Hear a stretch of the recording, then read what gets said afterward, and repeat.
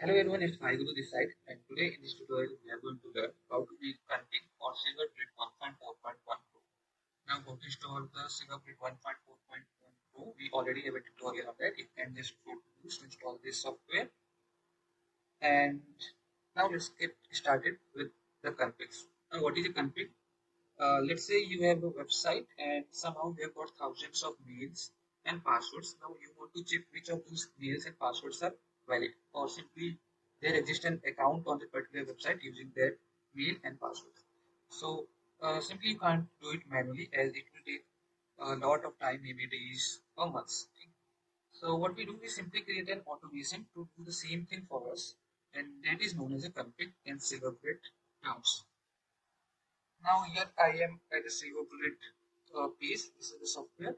To create a config, what you have to do, you have to go to the config section. Now to create a config, there are two requirements, basically only two requirements. You need a target website, a website for which you want to make a config, and a valid and an invalid account. So a valid account would be email and password using which you can log into the website. An invalid account will be any incorrect email or password. So here our target website is birddogday.com. So if I open my Chrome, here is the website, and I want to make a config for this. So to get started, all you have to do is go to the login and register page here. Okay.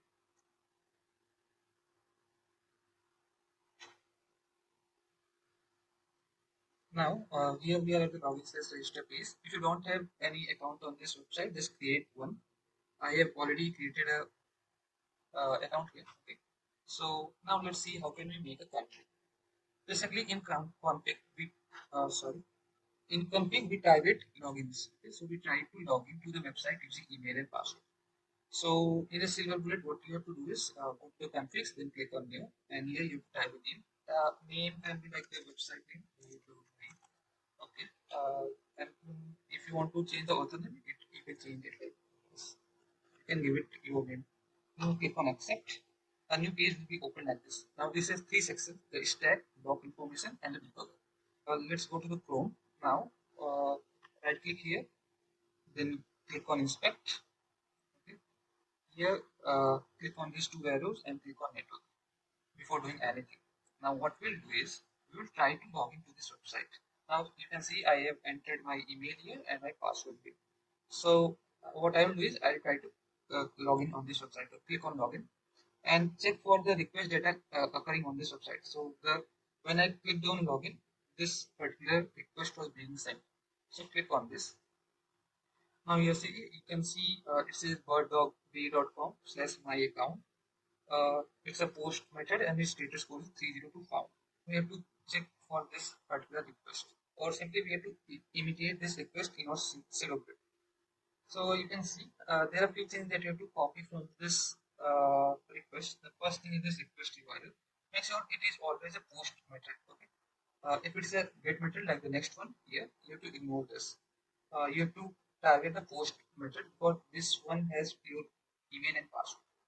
See, we have to check for three sections: header, payload, and preview or response. So you can ignore preview and response if it says fail to load response data because in career portal. What's mean is headers and payload. So we'll go to our SilverBullet. Okay, we are already here, and now see the payload part. If I want to log into this website, I need three things. You can see here. Basically, in the payload, there are five variables: username, password, two commas login nonce, then underscore wp underscore http underscore refer, and then the login. Now, whenever you will log in with any email ID and password, you will see these two are constant. Okay, so we don't have to worry about this. But what may change is username because every email will be different, every password will be different. There are possibility that you can get different WooCommerce login nonce too. Now we already have the username and password because I logged in just using the email and password. What I don't have is WooCommerce login apps. So in every website there may be something different that you need to find. In this particular website, I have to find WooCommerce login nonce. So you see how can I do it? It's very simple. You'll just go to the headers again and copy it. Okay. Now come to the SilverBullet. If you have no idea of box, basically in this part we make requests, we make parsing, that we extract variables and their values, we type anything to print on the screen, all those kind of things are done here.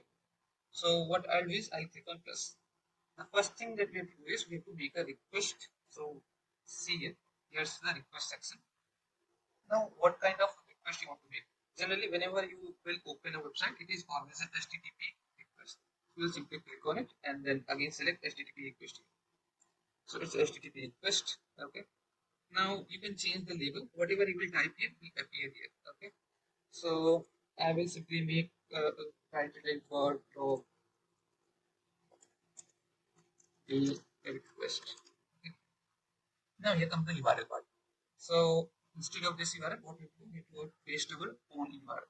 So this is the URL that we have to paste.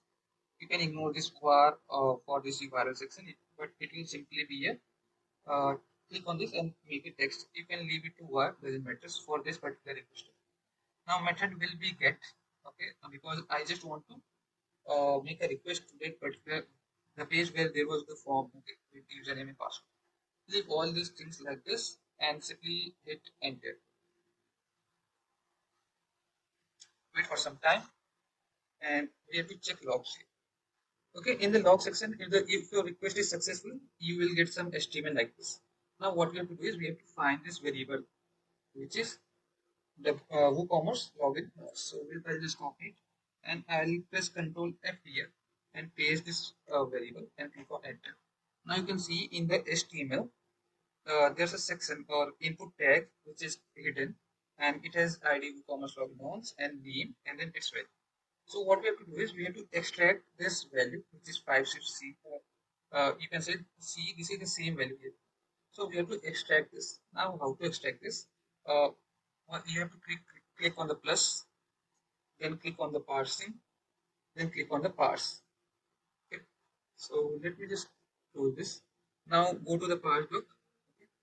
Here there are different methods like which one you want to use to extract the this particular value. Now there are LR method, which is left right method, CSS, JSON, XPath, or regular expression.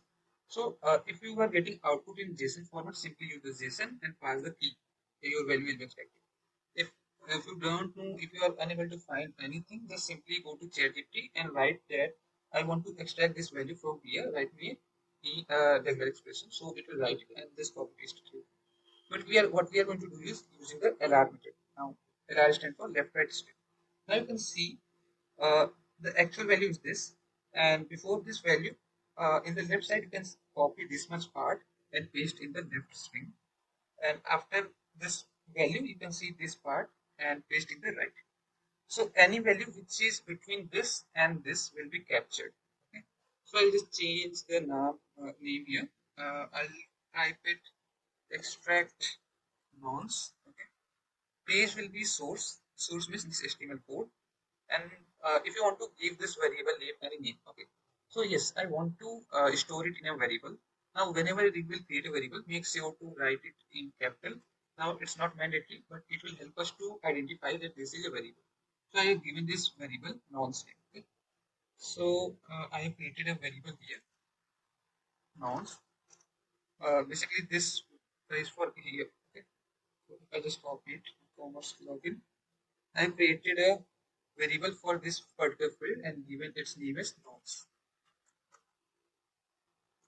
Just type it in angular bracket and I will explain why we are doing it. Now we have extracted nonce. Let's try to print it if we are able to print it or not. So click again on the plus, then click on the functions, then click on the constants, then click on the constant string. Now what is constant in string? You can just give label as print nonce. What we want to do is we want to print if we are able to extract nonce. So in the value section, make sure it's var variable and give the variable name that you just created. This variable name can be anything. You can choose it yourself. Okay. Once done, now just try to print again start it. So click on the start. Now, if you are trying to see a variable value, come to the data section. If your request is successful, you will see the variable value. So here we have created a variable nonce and we are able to extract its value. So we have extracted the nonce. Now the next part. We have to pass username, password, WooCommerce login, nonce. So we have one thing now. Only we need is username, password. So go to the headers Now we will create one more request here. Okay, we will try to log in. So click on the plus, the same thing request, then HTTP request. Okay. Now here we will pass the URL, which is this. I'll just change it here. Oh, sorry, I haven't copied it.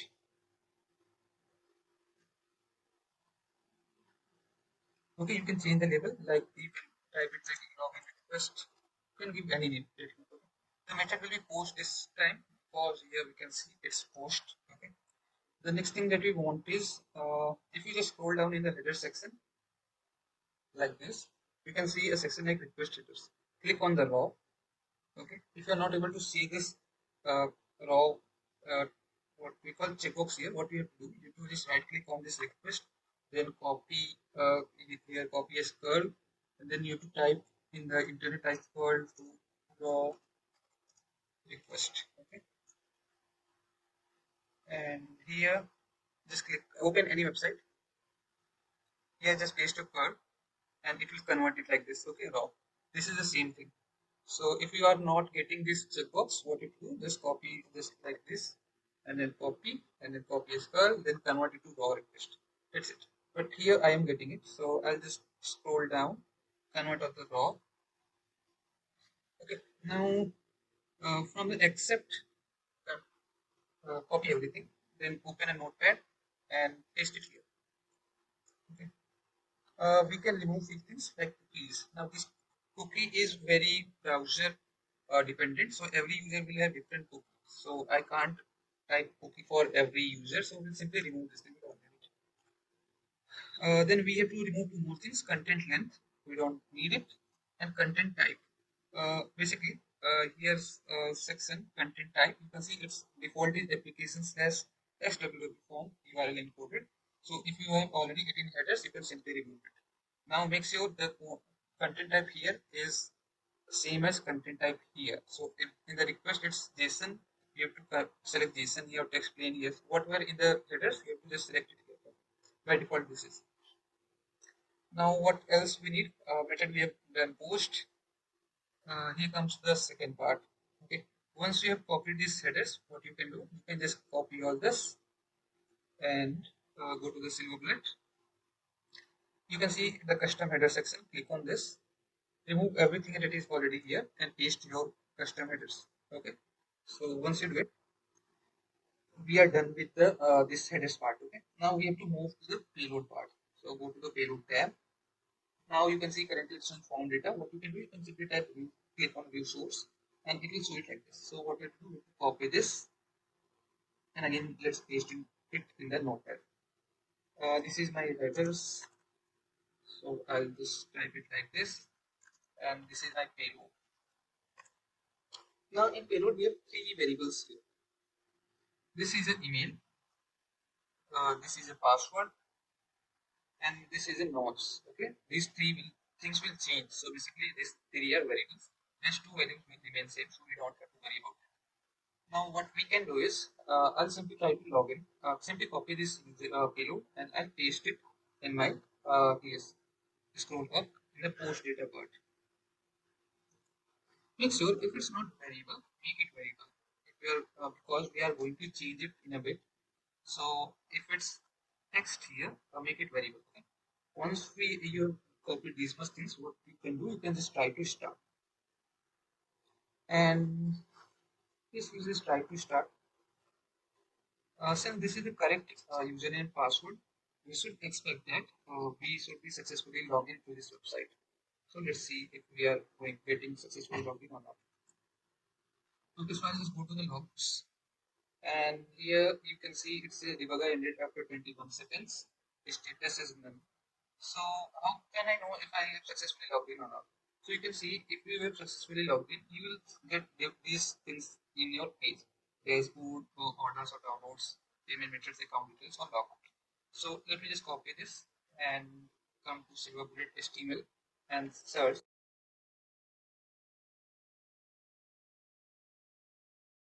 key check, click on plus, and then here click on conditions key check. Okay, this key check will let us know that we have successfully logged in or not. So we saw that if we have successfully logged in, the HTML should contain this dashboard and orders or downloads or account details, things like that. Or if not anything, logout. Okay. Logout means that you have successfully logged in. So we'll just come back here, click on add. Now here currently our type is success, and we'll add a key here. Source, which is basically the HTML code, contains dashboard. So if our let's say source contains dashboard, it means we have successfully logged in.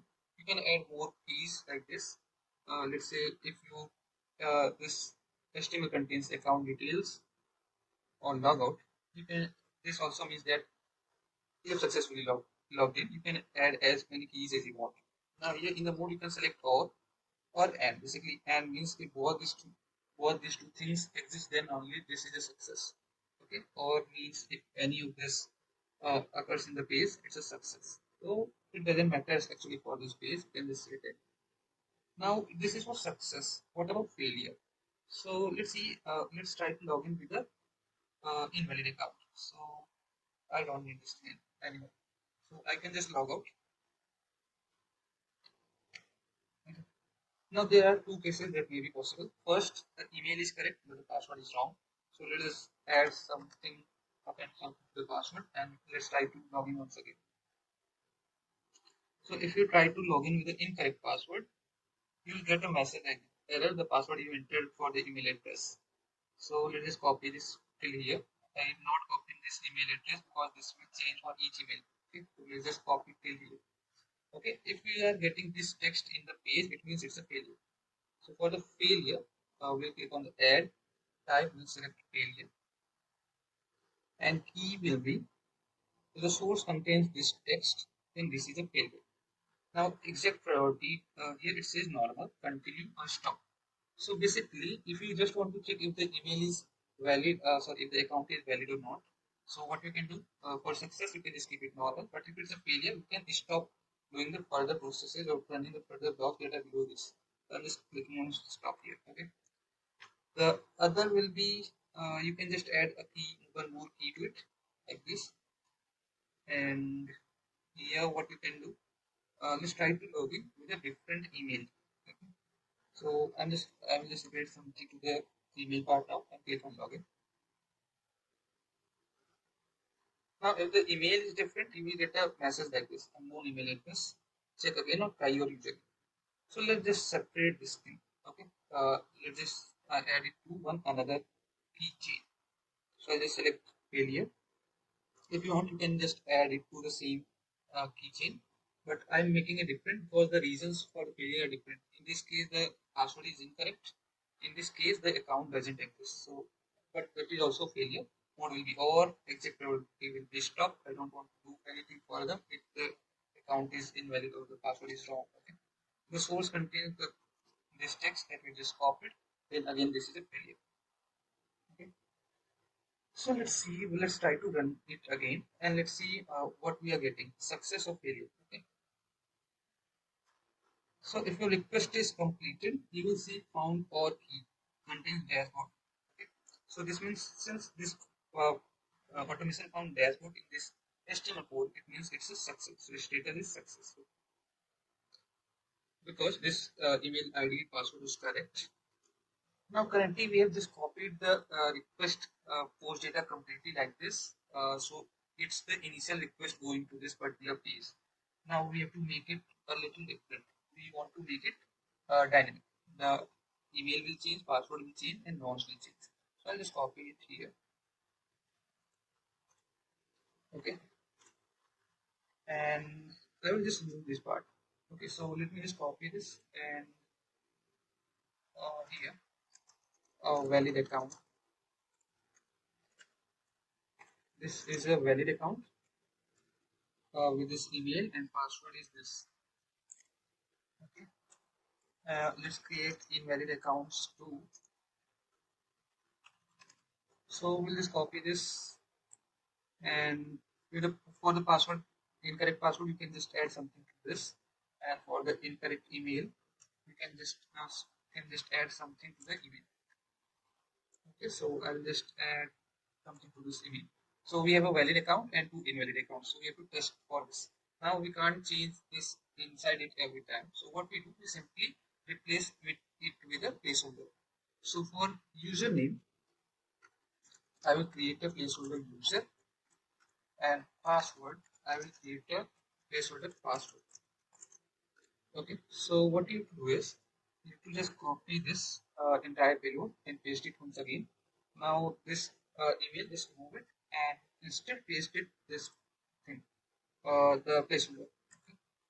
And let's remove my password here, and I'll put a placeholder here which is pass. Okay, let me make it so pass. Now for the this also nonce, we will replace it with already created variable nonce. Okay, so what I'll do, I'll just copy this new one. Now this is a dynamic post request. Here we have to pass user and password. Now this is already we are extracting from the HTML. So in the post, just remove everything and paste that new payload that we created. Now make sure if you have a variable in it, type should be variable. Anything else will not run this automation. Okay? Now we are already getting nonce from above. We have to pass username and password. So what we have to do? You have to create a pair like this, username and password. Copy it, and in this login request post data, here in the data you have to paste it. Okay, email followed by colon followed by the password. So email colon password. Now we'll try to do, and let's see if we are getting a success or not. So yes, we are getting a success. Now we will see if I just scroll up a little more. Okay, here you can see this is the new request, login request. Here you can see the extract nonce, prints nonce. This is the login request block. So this is calling this particular URL. In the post data, you can see the user placeholder is replaced by this thing, and the password placeholder is replaced by this thing. Okay, automatically. The nonce is automatically getting replaced for the whatever nonce we are getting. So this is working. Now let's try to log in with the invalid account. Okay, so all you have to do is just copy the invalid credentials, paste it here, start it once again. So you will see I'm getting a status as failure this time because it found the text contains the password you entered for the email address. So it means if you are getting this text, this is a failure. And what kind of failure? Incorrect password failure. Okay. Now let's try to check uh, with this one. In this case, the entire email is incorrect. So this email doesn't exist on the particular website. So I'll just copy this and paste here. Again, let's start it. Again, you will see the status as failure, but this time the failure reason is different because it contains unknown email address. Check again or try your user. So this is the second type of failure. Okay, this is also a failure. So this is how we create conflicts. There are few more things that you can do. Like once you are done with it, you can just create a empty string. What you can do is go to function, then constants, then constant string. People often write like config by in the value, just write their username or something like that. You can do the same. One more thing that you can do is come to the headers. Here you can see a user agent. Okay. So basically, a user agent is a string like this. This will be different for you, or maybe same. It tells that the request is coming from a browser. Okay. So what you can do, you can just randomize this, randomly generate this, so that the automation or the server, this particular website server will think that these requests are coming from different browsers.